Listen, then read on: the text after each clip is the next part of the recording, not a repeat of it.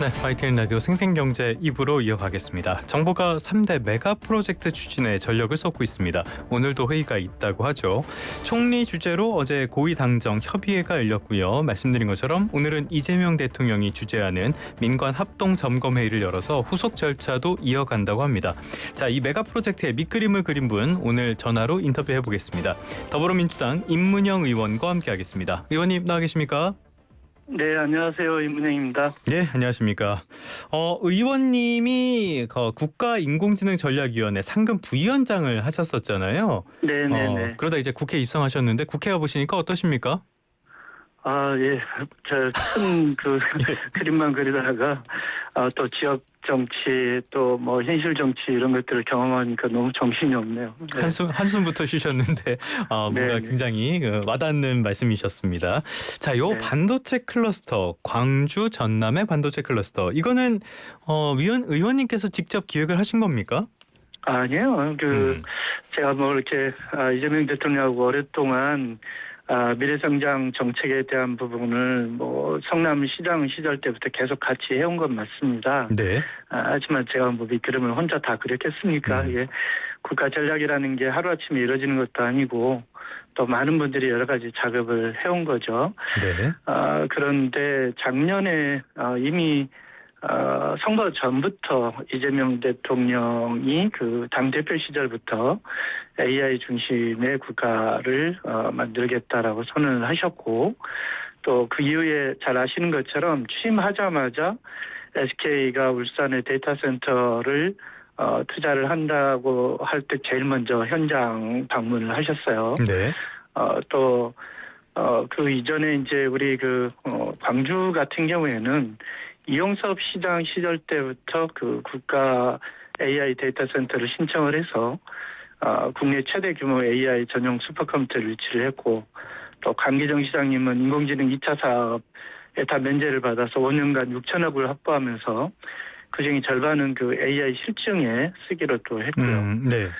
또 김용록 지사 같은 경우에는 국가인공지능 데이터 센터를 해남 솔라시도에 확보를 했고요. 이렇게 많은 분들이 오랫동안 준비를 하고 노력을 한 끝에 특히 전남 광주 행정통합이라고 하는 지역 주민들의 네. 노력이 더해져서 이런 일들이 이제 이루어지게 된 거라고 생각을 하고 있습니다. 자, 그런데 이 발표 나고 나서요. 발표 이전부터 사실 조금 논란이 있었는데요.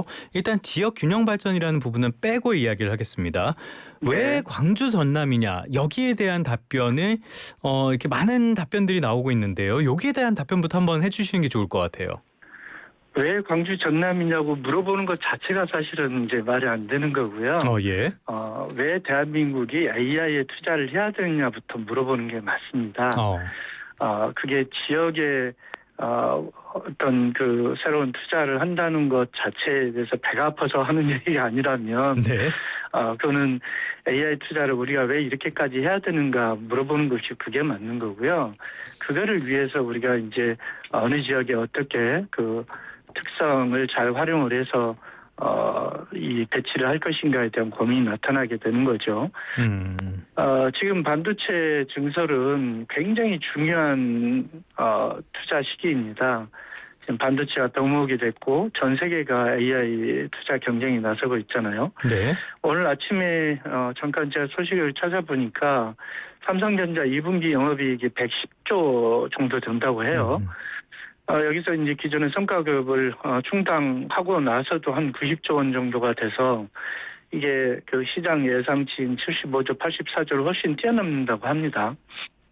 이 정도로 엄청나게 지금 반도체 특수가 벌어지고 있는데 이런 모든 것은 결국은 세계가 AI에 투자하고 있기 때문에 그렇습니다. 네. 올해 지금 4대 하이퍼스케일러라고 그러죠. 아마존, 마이크로소프트, 구글, 또 메타. 이 4개 하이퍼스케일러가 올해 투자하려고 하는 설비 투자 금액만 해서 7,250억 달러. 거의 뭐 1,000조 원 넘는 돈들이 이렇게 막 쓰여지고 있잖아요. 이런 것들이 결국 이제 반도체 부족 현상으로 결국 이어지게 되는데 우리가 이런 특수를 빨리 따라잡기 위해서는 용인 산단에 반도체 공장을 건설하는 음. 것만으로는 부족하기 때문에 추가를 해야 되는 상황입니다. 네. 그런 점에서 이제 호남 반도체 증설이 이제 이야기가 된 거고요. 또 기존에 이제 반도체라고 하는 게 뭐 보시면 아시겠지만 기흥, 화성, 용인, 평택, 온양, 아산, 천안 뭐 이런 식으로 계속 일종의 벨트를 형성을 하면서 남쪽으로 지금 내려오고 있습니다. 이런 것들은 이제 결국은 물과 전기 또 부지 이런 것들을 확보하기 위해서 이제 계속 그렇게 늘어나게 되는 건데 그런 과정에서 재생에너지와 용수 또 충분한 부지 등이 이제 여러 여건을 보고 이제 광주 전남에 투자하게 된 것이라고 그렇게 생각을 하고 있습니다. 자, 말씀해 주신 것처럼 왜 호남이냐가 중요한 게 아니라 호남의 특성상 가장 적합하다 이렇게 볼 수도 있겠지만요. 지금 시장에 의문점이 많은 것도 사실이거든요. 그렇기 때문에 네네. 그 의문점에 대해서 오늘은 집중적으로 질문을 드리려고 하는데 다소 네. 질문이 까칠하더라도 의문점이기 때문에 네네. 양해 부탁드리겠습니다. 자, 말씀하신 것처럼 조금 전에 용수, 전력, 용지, 인프라 이런 것들 문제가 있고요. 두 번째는 증설, 사이클 문제랑도 연결이 되는데요. 첫 번째 인프라 네. 문제부터 가보도록 하겠습니다. 지금 전력, 용수 이 두 가지 문제가 계속 거론이 되고 있는데요. 다 해결이 네. 가능한 문제로 보십니까? 네, 다 가능합니다. 이게 이제 우리가 예전에 그 포항제철 생길 때를 생각해 보세요. 네. 포항제철 만들어지기 전에 그 모래벌판에 뭐가 있었습니까? 심지어는 그 IDRD도 그 경제성이 없다고 할 정도로 네. 정말 막막한 곳이었고 거기 뭐 물이 있었겠어요, 사람이 있었겠어요. 그런데 거기서 만들어진 포항제철이 한국 우리 중화공업의 척추가 됐지 않습니까? 예. 지금 용인도 마찬가지입니다. 용인도 지금 전기나 용수가 충분해서 모든 문제가 해결된 곳이 아니에요. 그렇죠. 여전히 전기도 부족하고 용수도 부족합니다. 그렇지만 발전 시설을 늘리고 또 물을 그 관리하는 시스템들을 계속 들여오면서 이런 문제들을 해결해 나가는 거고요. 해외에서도 사막에 뭐 파운드리를 설치하는 경우도 있고 또 담수 시설을 만들어 가지고 반도체 물을 공급하는 경우도 있고 굉장히 그 어떤 그 투자를 할 때는 그 주변에 물과 전기를 활용하기 위한 여러 가지 노력들이 동반돼야 됩니다. 네. 그런 걸 무시하고 전기가 있느냐 물이 있느냐 이렇게 얘기하면 그럼 뭐 아무것도 할 수가 없는 거죠. 그런데 반도체라는 산업의 특성이 있기 때문에 그런 것 같아요. 워낙 막대한 전력이 투입되기 때문에 이 전력 기회 이거는 10년에 걸쳐서 아주 정밀하게 만들어야 된다 이렇게 평가를 많이 하잖아요. 일단 호남 쪽에서 얘기하는 거는 신재생 에너지의 잠재력을 이야기를 하는데 신재생 에너지로 반도체를 만든다? 이거는 조금 상상하기 어려운 일이거든요. 어떻게 답변하시겠습니까? 신재생 에너지가 앞으로 탄소 국경세라든지 아리백을 위해서 굉장히 중요한 것은 사실이지만 말씀하신 것처럼 신재생 에너지에 특히 재생 에너지의 경우에는 그 간헐성 문제가 있기 때문에 어려움이 있는 것도 사실입니다. 또 재생 에너지를 아무리 발전 시설을 늘리더라도 이를 전송하고 배송하는 이 전력 계통의 업그레이드가 동시에 동반되지 않으면 역시 또 활용하기 어려운 점이 있죠. 그래서 어제 뭐 그런 얘기도 나왔습니다마는 원전에 대한 추가 검토도 할 수가 있는 거고 또 최근에 뭐 SMR이라든지 이제 다양한 에너지 믹스 이야기가 나오고 있는 것이 현실이고요.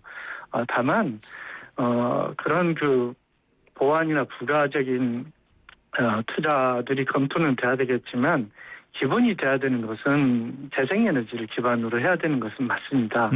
다만 재생에너지가 완벽하지 않기 때문에 보완해야 된다는 측면에서 이제 말씀을 드리는 거고요. 용수도 마찬가지입니다. 용수도 세상에 물은 많이 있지만 그 물을 사용하려고 들면 수도도 설치해야 되고 뭐 송수관도 만들어야 되고 댐도 만들어야 되고 하지 않겠습니까? 이런 그 물 관리 시스템, 특히 이제 현대 사회에 와서는 그 물을 재활용하는 기술들이 굉장히 발전하고 있어서 이런 것들을 적극적으로 활용하는 것이 필요한 것이지 물과 전기가 없다 이렇게 얘기해버리면 아무것도 할 수 없죠. 네. 아니 그래도 걱정은 되니까 계속 여쭤볼 수밖에 없는 것 같은데요. 왜냐하면은 네네네. 원전은 계획이 나오고 나서 실제로 가동하기까지 상당한 시간이 필요하고요. SMR은 지금까지 아직 상용화가 되지 않은 기술이잖아요. 맞습니다. 예. 네. 그렇기 때문에 더더욱 이 정말 될까 이런 의구심이 있는 것 같거든요. 네네네. 저는 이런 생각을 해보는데요. 네. 우리가 70년대 중화공업을 시작할 때 가졌던 그런 패기와 용기, 네. 또 어떤 절박한 마음들이 좀 이제 부족해지지 않았나. 선진국이 이런 생각이 돼서. 듭니다. 예. 네, 그 호흡을통해서 파이어츠를 세우고 거제 조선소를 세우고 그렇게 했지 않습니까? 예.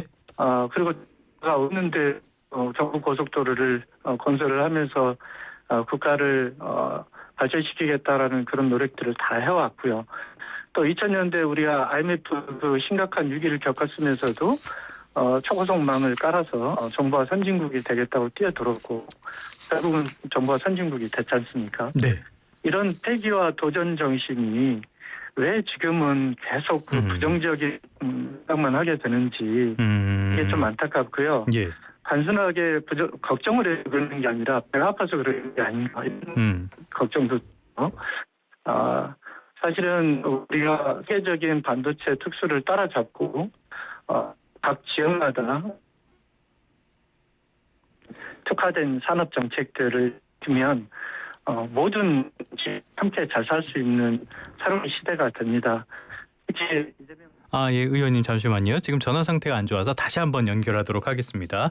지금 3대 메가 프로젝트에 대한 이야기 하고 있고요. 더불어민주당 임문영 의원과 대담을 나누고 있습니다. 더불어민주당 임문영 의원은 AI 이 산업의 어떤 밑그림을 그렸다가 이번에 재보궐선거를 통해서 국회에 입성을 하게 됐는데요.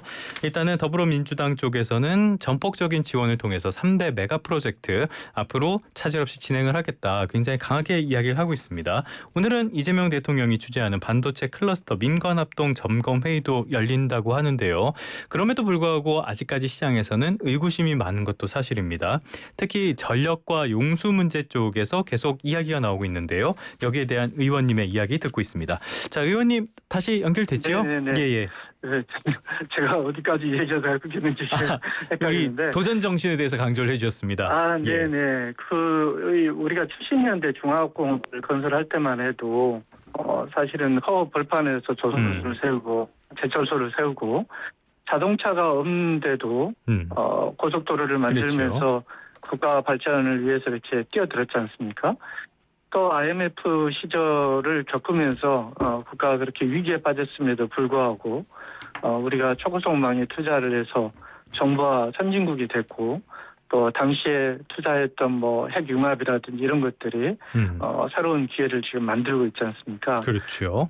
이런 도전과 미래지향적인 투자 정신이 어떻게 지금에 와서는 이렇게 사라져 버렸는지 좀 안타깝고요.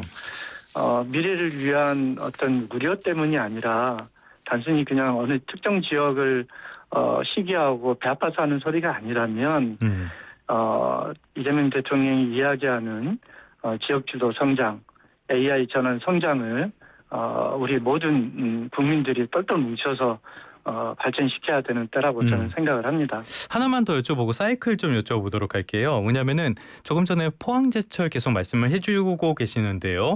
포항제철 첫 입지가 나온 게 1967년이었던가 그렇거든요. 그리고 처음으로 생산이 될 때까지 한 6년이 걸렸습니다.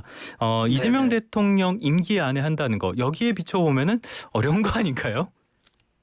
네, 당시의 기술 수준 그리고 산업 발전 속도와 지금의 산업 발전 속도는 상상할 수 없을 정도로 많이 바뀌었죠. 네네. 예를 들면은 박정희 대통령이 그 종합공업을 할 때만 해도 3조 정도였고, 김대중 대통령이 그 정부와 투자를 할 때는 10조 단위 정도였단 말이에요. 네. 그런데 지금 우리가 투자하려고 하는 이 시기에는 수백조 단위가 됐지 않습니까? 네. 그만큼 우리 경제가 성장을 했고 전체 세계 산업이 발전했기 때문에 기술도 엄청나게 발전했고요.